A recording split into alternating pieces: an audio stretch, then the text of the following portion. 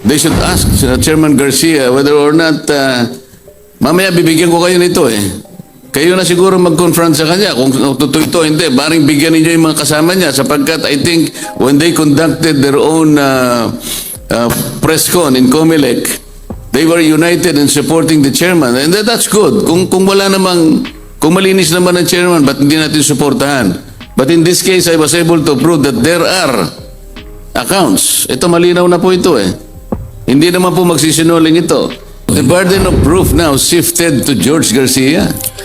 I showed documents that the bank accounts are active, name in his, they are in his name. Okay. Hindi ba nyo nakita? Nakita naman po namin. No? Kasi Kaya niya bang patunayan ito? Pag hindi niya kayang patunayan ito, hindi ba pwedeng kayo nang mag-pressure sa kanya, baka meron siya pang gustong gawin, alang-alang na lang sa pagmamahal sa bansa niya.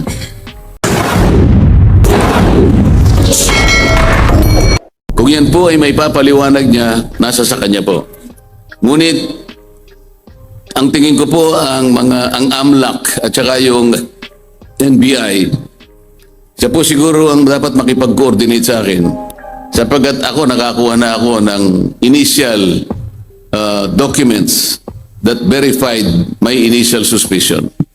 Ang NBI po at saka yung AMLAC na kanyang sinabihan na mag-conduct ng kaukulang pagsisiyasat dito. Wala naman po yata kayong nakuha mula sa kanila sapagkat wala naman po silang ipinahayag sa publiko kagaya ng ginagawa natin sa umagang ito. At dahil nga po rito sa mga nakalap ko po na katibayan, dahil medyo mahirap po, inaamin ko at magastos, ay naghain na po talaga ako ng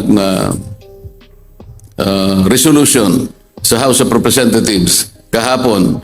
At kung may kopya pong dala yung aking staff ay maaaring makakuha po kayo mamaya for your own reference. Kailangan pong tulungan na ako ng House of Representatives. Ito po ay isang mabigat na responsibilidad. Maring kayanin ko, maring mahirapan ako, ngunit dahil kailangan naman po nating mabilis na maayos o ma-verify lahat ang mga accounts na binabanggit natin, ay minabuti ko na po na ihain na po yung resolution para ngayon ay mapasimulan na po yung comprehensive at siguro mas malalim na pagsisiyasat tungkol sa mga nabunyag na ito ng mga informasyon. Ang pinag-uusapan po natin ay yung susunod na eleksyon.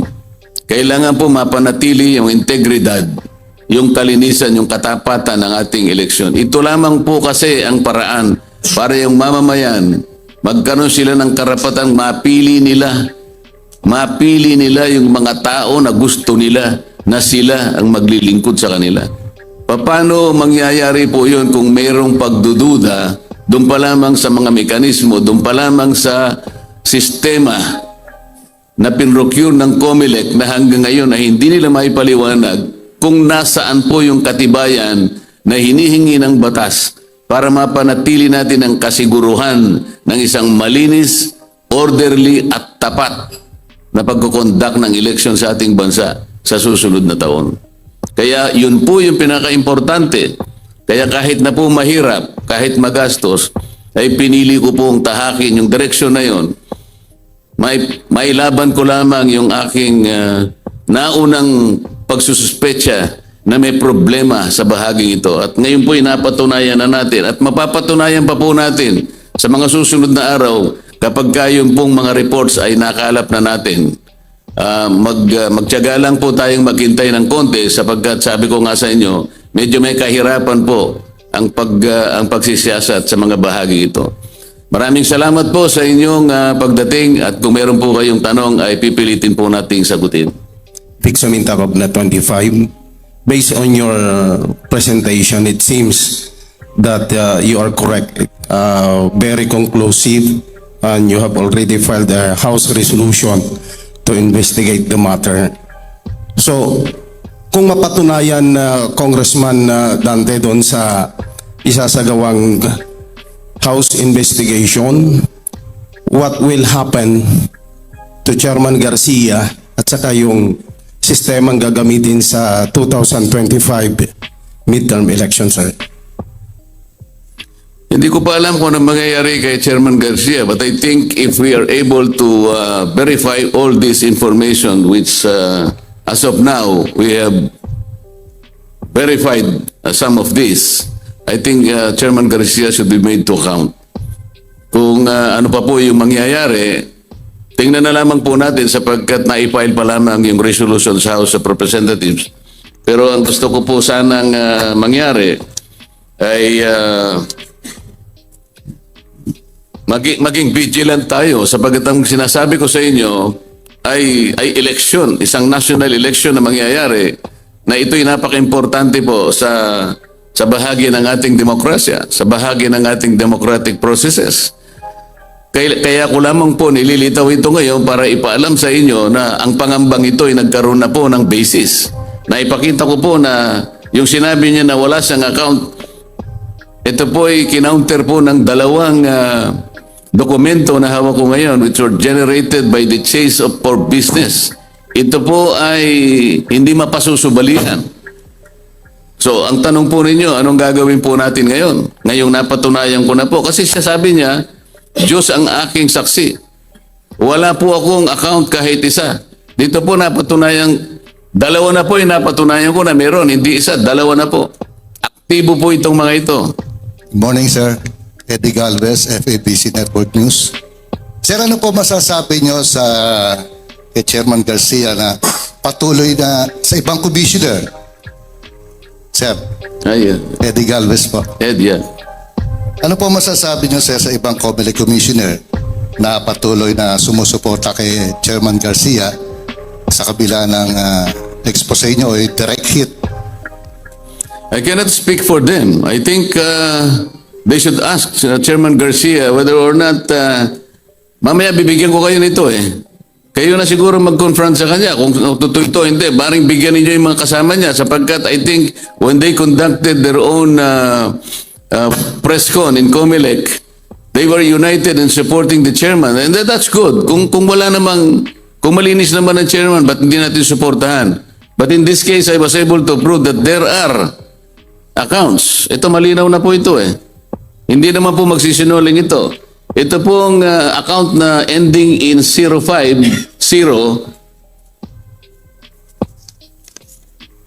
Actually, ang kompleto pong account yan is 107 63 000 10750. Ito po yung Scotia Bank Primary Savings Account.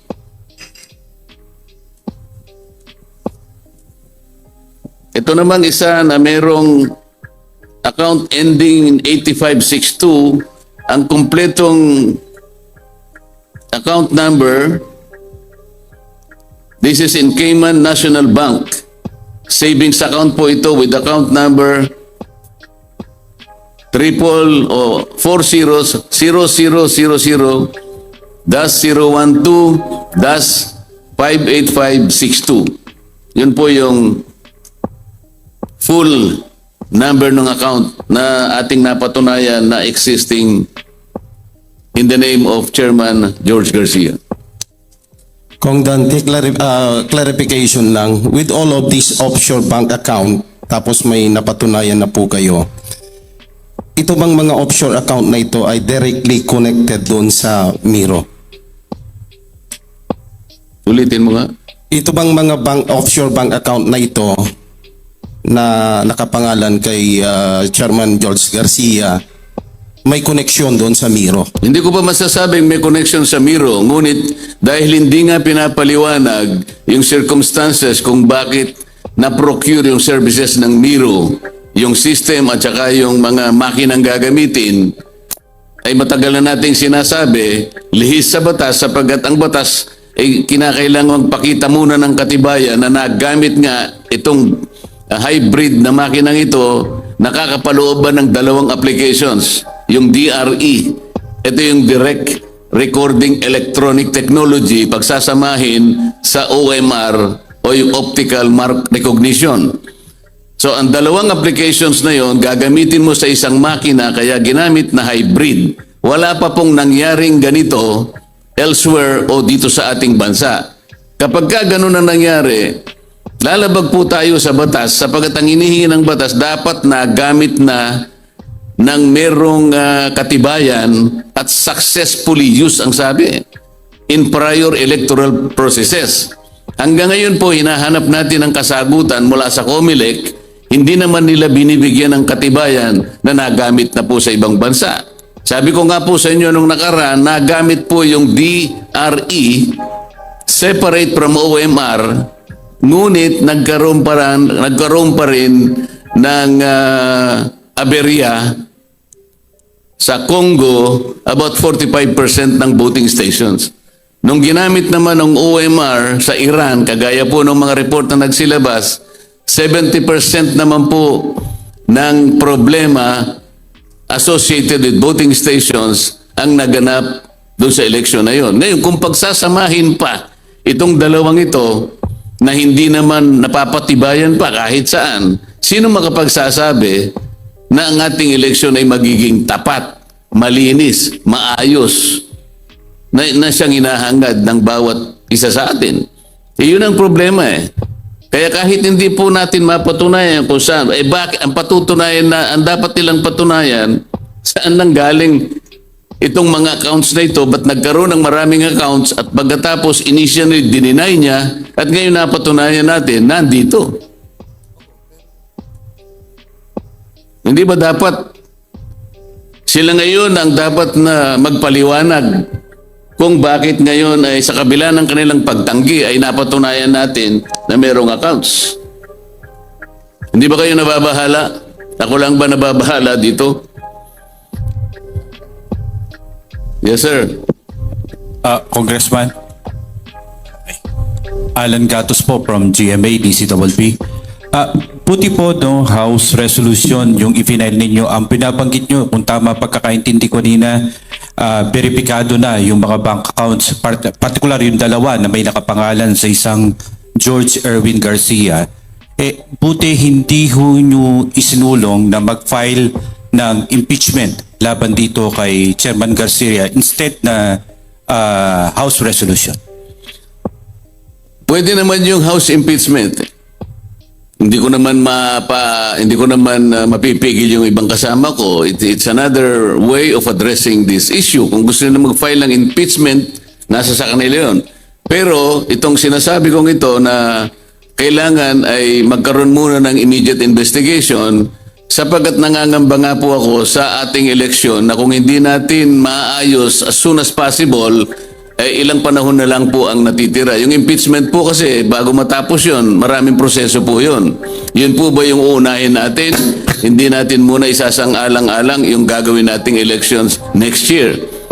Kasi po, baka kung tumagal naman, hindi natin ma-ascertain yung kaganapan o kung ano yung magiging outcome ng ating eleksyon. Kaya nga po, ang ginawa ko, resolution na lang muna para mabilis po nating matukoy ang mga binabanggit po nating mga offshore accounts na nakapagbibigay po ng alinlangan sa atin, lalong-lalo na po sa amin. Follow-up question lang po, Congressman. No?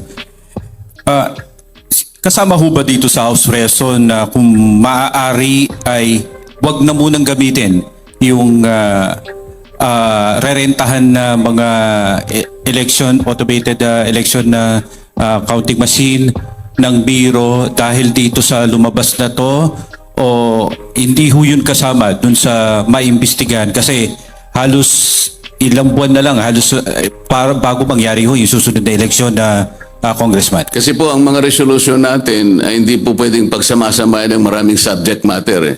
Pagdating na po siguro ng pagkakataon at saka na lang mapagtibay na kung ano yung mabilis na gawin. Kasi hindi po natin pwedeng isakripisyo ang ating eleksyon. Hindi natin dapat patagalin ang issue ito. Dapat sana mabilisan po ito. At ang isa pang ang paraan dito, dahil ito pong usapin na ito nandun pa rin sa Korte Suprema, dahil meron pa pong mga motion for reconsideration ang mga partidong involved doon, kaya isa po sa inaasahan sana natin na mapabilis po ang pag-address ng problemang ito? Sir, Ronald Ramos from Abante Radio. Para mas mapabilis, di ba, isa sa posibleng nababanggit ninyo ay yung impeachment proceedings. Mag-file ang impeachment against Chairman George Erwin Garcia. Now, from your end, bakit hindi na lang po yun ang ginawa ninyo para mas mabilis? Kasi kung dadaan pa ho tayo sa House investigation, mga hearings, something like that, hindi ho ba kakain pa ito ng panahon? At maaaring maka-apekto ito sa nalalapit na po na election period. October is already the beginning of filing of certificate of candidacy. Hindi po ba? Hindi po ba natin pwedeng idiretso na lang doon? And what is the reason ba't kailangan pa natin paikutin ito through House investigation rather than filing a direct impeachment complaint against the chairman of COMELEC? Alam niyo yung impeachment, hindi naman isang araw lang natatapos yun eh. Yun lamang pagkuha ninyo ng consent ng mga miyembro, pagtatalunan pa yun. Magkakaroon pa po ng ang impeachment process ay magsisimula po sa House of Representatives. Hindi po ganun kasimple yun. Kagaya po ng nangyari na nalaman na po ninyo mga impeachment process na ginawa natin sa Pangulong Estrada, Pangulong Grol na Macapagal-Arroyo, at itong pinakahuli, yung ating dating Chief Justice Sereno. Hindi po ganun kadali ito. At pagkatapos pupunta pa po tayo sa Senado, magkakaroon ng impeachment trial doon. Doon tatapusin. Bago po mangyari yon, siguro tapos na po yung period ng election bago natin maumpisa ng election ay ang impeachment baka Mayo na po yun, 2025. So, what are we trying to achieve in filing this resolution 1827 kung hindi rin naman mauuwi sa impeachment? Mananatili din pala sa pwesto si Chairman George Garcia. So, what will happen after this ng investigation? Ano magiging rekomendasyon ninyo just in case? Kaya ako nga po in-expose ito, kagaya na sinasabi mo, kung mananatili sa pwesto si Chairman Garcia, sa palagay mo ba dapat pa siyang manatili sa pwesto? Gayong sinabi niya na wala siyang offshore accounts at Diyos ang kanyang saksi, napatunayan natin na meron palang accounts. Pero the only way to remove him from office is impeachment. Tama po ba? Pero kung magre-resign siya, pwede rin, hindi ba? Well, that is Hindi, on his dapat decision. yun ang tinanong mo sa akin. So your pwede move, siyang mag-resign. So parang ang gusto po ninyo mangyari, your call is for George Erwin Garcia to resign. It is an option for him. Okay. Unless he is able to explain this well, Okay. which is acceptable to the public. Okay. So doon sa mga bangko, sir, ang sinasabi ni Chairman Garcia, hindi pa siya nakarating doon sa mga bansang binabanggit. Hindi ka naman kailangan pumunta ron Hindi po ba You should kailangan know better. You Hindi should po know kailangan better. ng personal appearance pag mag-o-open ng bank account? Yes, he should know better. Sabi ko nga sa'yo, itong Chase na pinakita natin ito, pwede kang pwede kang mag-deposit Okay. Online pwede kang mag-open So, Hindi nyo alam yon? ibig sabihin po nag-open si Chairman Garcia ng account outside US, yung sa New York account na binabanggit nyo kanina na dalawang active. Tama Bakit po ba? nagkaroon siya ng account which is now verified? Okay. These documents will not tell a lie. All right. So, thank you. Kenneth Basilio, Business World. Kausap ko po si Chair Garcia ngayon at sabi po niya, sana raw yung mga allegations na ibinabato niyo po sa kanya ay magawa under oath. Are you willing to cite these allegations under oath po ba? Ano yung tanong? Ayun, ang sabi po ni Chair Garcia, sana raw yung mga allegations na ibinabato niyo po sa kanya ay These are not allegations. I am now putting forward documents showing that he has accounts in Cayman Islands. Na-prove na natin Anong allegations ang sinasabi niya? I am not alleging anything. I am proving that the accounts are active. They are real. Ito po Do you understand the significance of these documents that I have shown to you? I think the burden shifted to him already. Can he explain this? He should explain all this. Sana meron na akong mga ibang kasama na gumawa nun para hindi lahat sa akin nakapasan sa aking balikat. Kaya ang ginawa ko muna is a resolution directing the appropriate committees in the House of Representatives to look into this several offshore bank accounts. Para naman po siguro mapatunayan natin for possible violation of Republic Act 3019. Ito yung Anti-Graft and Corrupt Practices and including the Plunder Act, Republic Act 7080. Kasi ang threshold lang ng plunder is 75 million. Ang pinag-uusapan natin almost 1 billion pesos already. So are the members of media not scandalized by this? You seem to be very silent. Congressman, isang tanong pa po. Yes, sir. Ewan ko kung tama ako ha. Sa pagkakataon po ito, yung mga dokumentong hawak po ninyo, sinasabi po ninyo na, is that verified already or mga ano pa? Kasi parang pakiramdam ko, or kung tama ako or mali, please correct me. Ang burden of proof regarding these documents ay nasa inyo ngayon para patunayan kung totoo po No, the yan. burden of proof now shifted to George Garcia. I showed documents that the bank accounts are active, name in his, they are in his name. Okay. Hindi ba nyo nakita? Nakita naman po namin. No? Kasi meron din pong bank account na pwedeng kapangalan ko eh. Ano po? Meron pong bank account na pwedeng kapangalan ko at gumamit na ibang address. Di po ba? Kung ako naman yon on my side. Is there any, let's say, parang patunay or certification from the bank in New York telling that, authenticating the papers that you received? Kailangan nyo pa po ba yung, online na po ito eh. Yung aming volunteer, nag-deposit siya online. Okay. At nga lumitaw dito sa kanyang sinubmit sa amin, tinakpan ko na lang para hindi na makita yung account Pangalan niya. na, Lumilitaw talaga na nakapag-deposit as shown by these two separate deposit transactions dahil na-debit sa account niya yung $200. Okay. So, ano pa po yung proof na gusto nyong makita? These are verified Okay. documents already coming from a reputable platform which is a platform of no less than JP Morgan and JP Morgan. Chase Company. Ito yung I think this is a multinational US based financial institution.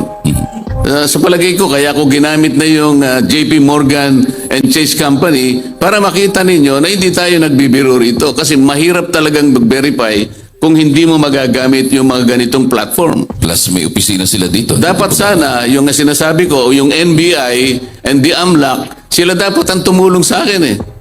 Pero sa ngayon, makikita ninyo, ewan ko, kung meron silang ginawa, despite the fact that they were issued a waiver of bank secrecy by Chairman George. At the resolution, darating ba yung point na patatawagan din ninyo sa House itong mga binabanggit ninyo para imbestigahan? Precisely, yun po yung ating gustong mangyari at kung makakatulong kayo, kailangan nating bilisan na ito. So anong may tutulong ng media, for example? in Ang may relation to tutulong this? po ng media, why don't you ask him? Kasi bibigyan ko kayo ng kopya nito, pa-xerox nyo na lang. And let him explain this.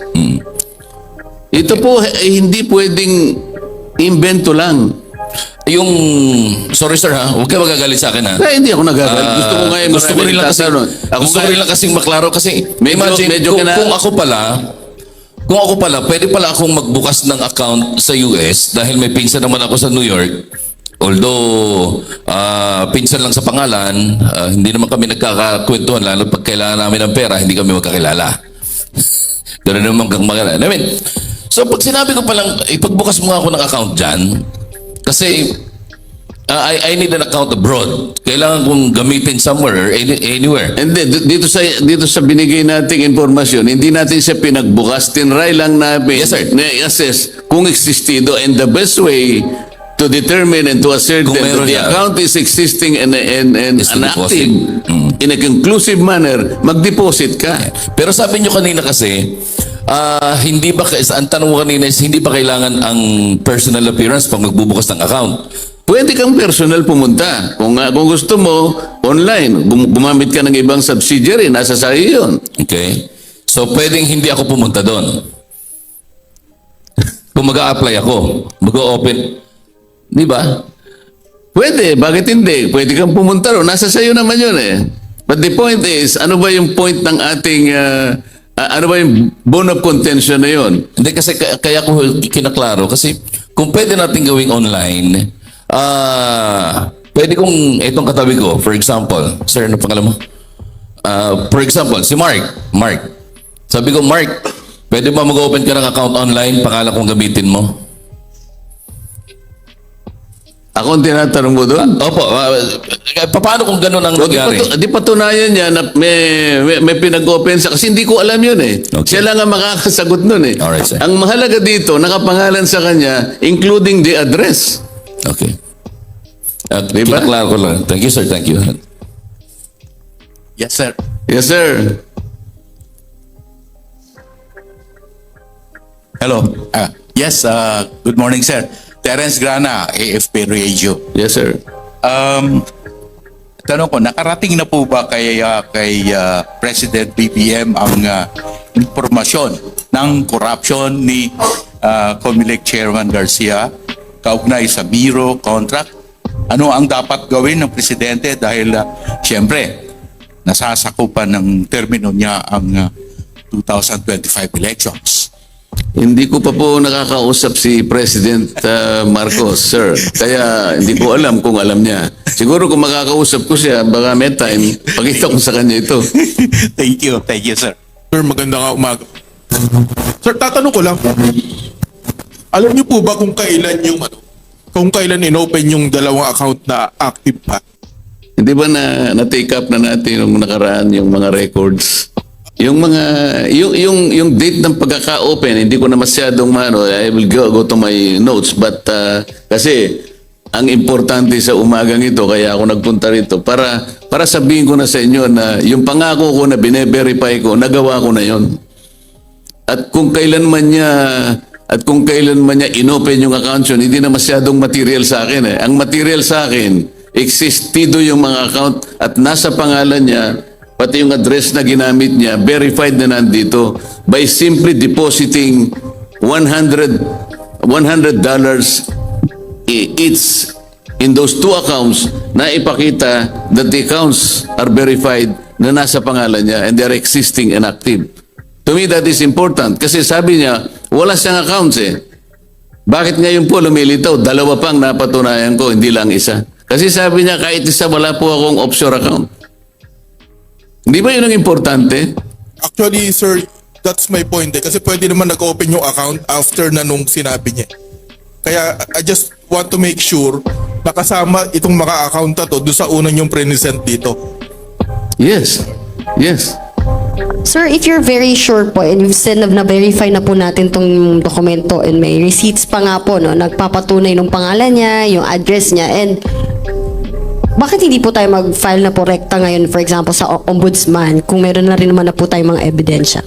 Pwede rin natin gawin yun eh. Pero hindi lahat kaya kong gawin eh. Siguro, yung mga ibang kasama ko, pwedeng pumunta sa ombudsman, merong mag-initiate ng impeachment, pero ako gusto kong ihayag muna sa public itong napatunayan natin. Kung halimbawa, nang dahil dito, ipinakita nyo halimbawa sa kanya, kaya niya bang patunayan ito? Pag hindi niya kayang patunayan ito, hindi ba pwedeng kayo nang mag-pressure sa kanya, baka meron siya pang gustong gawin, alang-alang na lang sa pagmamahal sa bansa niya. This is the whole point.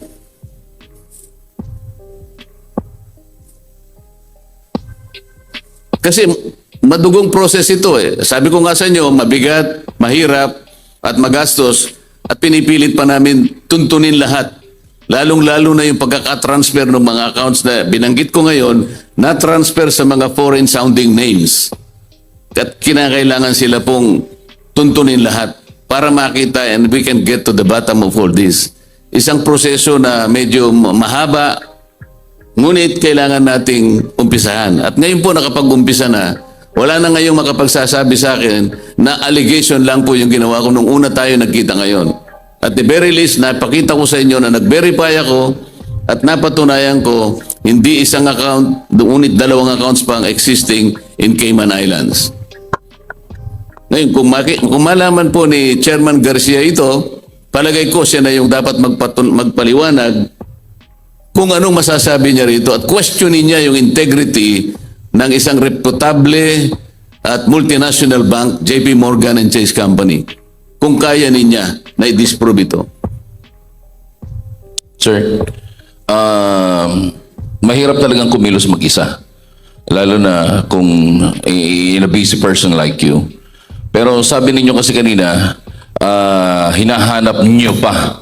So sino ho yung mga kasama ninyo ngayon who's trying to look for solutions or evidences or what to prove the veracity and correctness of your investigation or of your I don't know if I can say it, allegation or what? Pwede ba naming malaman kung sino yung mga kasama ninyo? And are you with former Congressman Egay Erice in this No. fight? Kasi sabi nga niya hindi daw, wala daw siyang kasama, wala siyang kagrupo, mag-isa lang siyang kumikilos. Now, ba't hindi kayo magtulungan ni Congressman Erice, just in case? Pwede naman magtulungan, kaya lang meron naman ako sing direction na tinitingnan. Meron naman siyang, hindi ko alam kung ano yung direction niya. So, pero yung sinasabi mo kung sino yung katulong ko, meron akong verification team. I am not at liberty to divulge them. Okay, that's great. Kasi yung mga dokumento nyo, dokumento rin pinakikita niya, halos pareho kayo eh. Kaya akala namin, or akala ko, sorry. Hindi ko alam Akala kung yung ko. dokumento niya ay pareho nung sa akin. No. We have not met. Kasi Bahamas account din yung, anyway. Thank Pero you, sir. ewan ko kung meron siya nitong sinasabi ko sa inyo. No po. Sapagkat ako, gusto kong matukoy talaga. Yun ang pinaka-importante. Talaga bang existido yung mga accounts despite yung kanyang denial? Ngayon po, totoo na. Napatunayan ko. These are conclusive documents. Okay. And I think George Garcia has a lot to explain to you and to the public. Yeah. Well, salamat sa tiwala ninyo sa amin sa media. I cannot speak for them, ano. Pero sa akin, gusto naming lumabas ng totoo kung ako ang tatanungin ninyo. However, the only thing that we can do, or myself is tanungin si Chairman Garcia. Totoo ba yung sinasabi niya? But to force him to do whatever's on your mind, hindi namin pwedeng gawin. Hindi ko pwedeng gawin yun. Ewan ko lang sa kanila. So what other help can we extend to Honorable Marcoleta, sir, just in case, being member of the media? Malaki po yung maitutulong ninyo. Kaya nga po kayo ang aking unang kinausap. Kagaya po na sinabi ko nung una tayo nagtagpo rito. Ewan ko kung kasama ka. Sabi ko, pagtulungan natin ito. Kung hindi siguro nare-recall pa nyo, pagtulungan natin ito kasi malaki naman ang maitutulong nyo at sapagkat pare-pareho naman tayo may kinalaman at may interest naman sa pag-conduct natin ng isang malinis na eleksyon, katungkulan po natin na pagtulungan ng bagay nito. Yun po yung una kong sinabi sa inyo. Okay. Thank you, sir. Tapos, sir, yung resolution niya lang po, have you talked to the House leadership po? Are they receptive dito sa resolution? Kailan, were you informed kung kailan pwedeng ma-schedule yung investigation po on this? Yun po yung first question ko. Hindi ko pa nakausap, ma'am, kasi kapapay lang kahapon.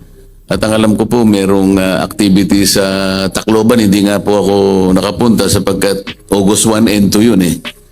So dahil nga meron tayong press con ngayon, hindi na po ako nakasama doon sa gagawing aktibidad hanggang bukas. So siguro po pagkatapos nito, I will have the opportunity to discuss it with them. At palagay ko naman po, bigyan nila ng importansya sapagkat tayo naman po ang involved lahat dito sa problemang ito. Sir, second question lang. Just in case that COMELEC Chairman Garcia indeed resigns, so kulang yung commissioner,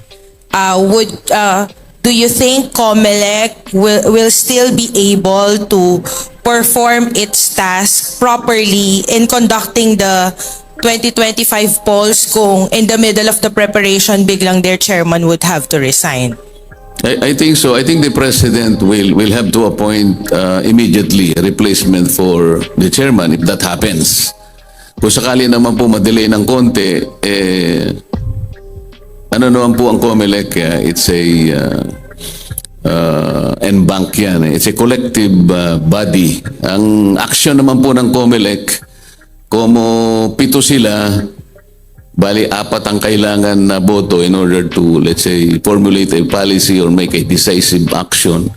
So, 6 pa naman sila, basta 4 yung nagkakatulungan, po pwede pa po. But essentially, mas maganda po kung sakaling magkaroon nga po ng resignation, I think the president will immediately appoint a replacement. Kasi napaka-importante po ng election, di ba? Thank you, sir. Thank you. Kong Dante, with your expose at kung mapatunayan sa House investigation na itong mga offshore account na ito ay may connection doon sa Miro with Chairman Garcia, so ano po ang alternatibo, anong mangyayari sa ating midterm election dahil ang sinasaad ng batas supposed to be kailangan talaga automated ang ating eleksyon. Kung gagamitin pa yung makina ng Miro, meron ng cloud of doubt. So anong alternatibo po natin?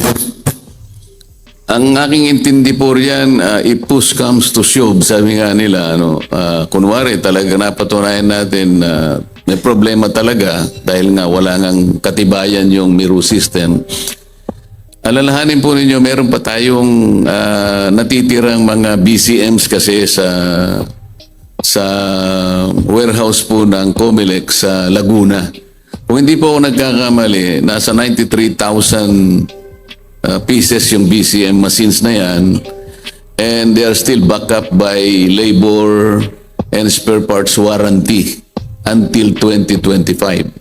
So kung kakailanganin po natin 110 BCMs, konti na lang po yung ipoprocure natin. Kasi renta lang naman siguro, mabilis naman yung lease or rental. So hindi tayo siguro magkakaroon ng problema because meron po tayong backup na gagamitin. Yun po yung aking sagot yan. So, wala na po bang tanong? Sir, kung malaki po ba ang difference kung si chair ay mai-impeach or magre-resign? Nasaan po kayo, ma'am? Here po.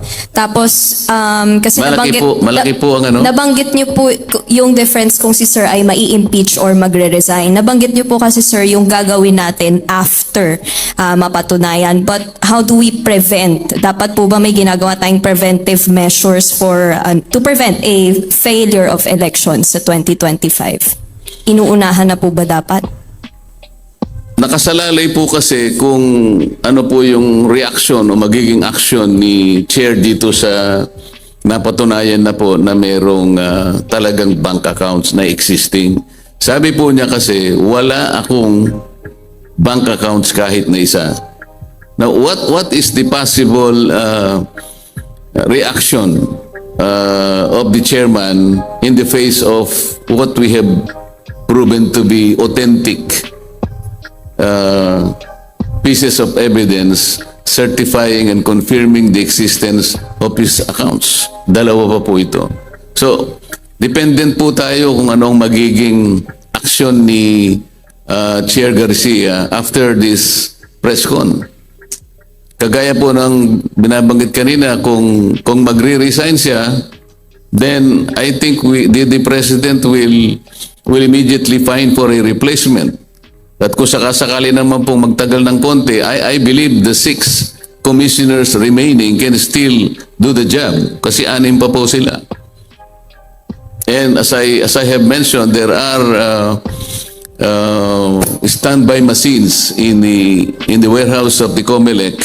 These are the things that we have to consider in order to ascertain na talagang itutuloy po natin ang election. At hindi naman po pwede po na ma-postpone ang election. Hindi po mangyayari yun. And meron pa pong isang action nating inihintay because this case has been elevated to the Supreme Court, I think the Supreme Court, one way or the other, will also rule on this, thinking about a higher public interest, which is the holding of a national election. Congressman, Jeffrey Balsa po ng kakampi at saka chairman po ng OFW Advocates. Yes. Ang tanong lang po naming mga OFW, saan po ba galing itong pera na to? Pera po ba ito ng taong bayan o pera ng politiko? Yung laki na involved. Hindi ko rin po alam eh. Ang pinag-uusapan natin po kasi rito ay mga accounts na bigla na lang lumitaw na lahat po tayo ay nagimbal. Ako po nagimbal, na-scandalize po ako, kaya pinasimulan ko po na tingnan ito. Yung initial po kasi naming investigations na naipakita namin nung nakaraang press con po kasi, there were indications na yung mga initial deposits po, especially those coming from the South Korea, lumilitaw po na yung iba pong nag-deposit po kasi ron are persons associated with the Miru company. Kaya lang po kami nagkaroon ng ganong klaseng pagdududa. Napakalaking halaga po ng pera na yon. Sana maambunan man lang po kaming mga OFW. Kasi sa totoo lang po, napakatipid po ng aksyon o serbisyo sa aming mga OFW. As a chairman po ng advocate sa buong mundo, ngayon mayroon kaming napakalaking problema about sa Balikbayan boxes, wala pong gustong umaksyon. Lumapit na rin po ako sa Congress, sa OFW party list, walang aksyon, sa Senado walang aksyon. Baka sakali pa lang po sa inyo, pag lumapit po ako ngayon, makalabas ka ng resolusyon para magkaroon ng investigasyon sa Balikbayan boxes. Scam. Salamat po, Congressman. Tingnan po natin kung anong may tutulong natin sa inyo. But in the meantime po, ang concentration po kasi itong paglilinaw at pag-address po nitong mga usapin tungkol po dito sa mga accounts na ito. Okay, sir. Last question na rin po. Ano pong magiging reaction natin kung i-deny nga ni COMELEC Chair ito? Kasi gaya nga po na sabi ni Sir from Abante na pwede naman pong mag-open ng account online lang without being physically present. Ano pong reaction nyo kung siya po ay mag-deny ng all of this? Tingnan muna po natin kung ano yung kanyang magiging reaction po. Kasi hindi po tayo pwedeng mag-speculate. Pag dininay po niya, at saka po tayo gagawa ng kaukulang hakbang po. Kaya ito pong ipinail ko na resolution ay sasagot po sa lahat ng mga maaaring mangyari after the revelation of all these documents po. The problem with that is I am not accusing, I am not making an accusation. I am just presenting the documents to you as I have promised when we met first. That I was then in the process of making some verifications. That's the reason that at that time, I did not name names. Kasi sabi ko, it is unfair for us to name names because we are still in the process of making verifications. So after organizing a verification team and after being able to elicit information as to the existence of two accounts named under him, so this is not an accusation already. These are matters for him to answer with clarity and determination. It's not a pure. We do not expect pure denial lang kasi the burden of proof shifted to him already. Palilitawin niya na somebody really deposited for him and he requested or he employed somebody to open an account for him. Sana magpakita na somebody did that for him. But as far as the records are concerned, lumilitaw na sa pangalan niya ito eh. Kung mapatunayan niya na somebody really did this in order to blacken his reputation, then that's another story. But sa amin po, sabi niya kasi wala siyang account. So what we did is just to deposit amounts. Just to prove that there are accounts and the accounts are existing.